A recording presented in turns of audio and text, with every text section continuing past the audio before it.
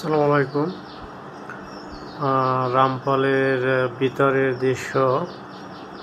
একটু ভিতরে private car নিয়ে ঢুকলাম এবং আগে ঢুকেছি, তবে এইভাবে আর কি না।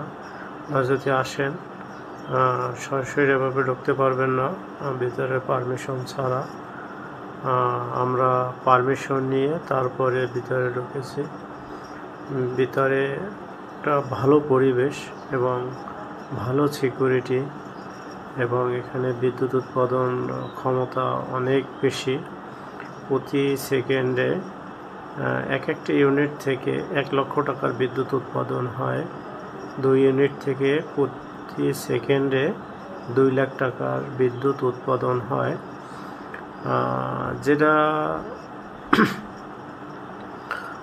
রামপাল বিদ্যুৎ কেন্দ্রের জন্য মানে আমাদের এই এলাকার জন্য খুবই একটা ভালো।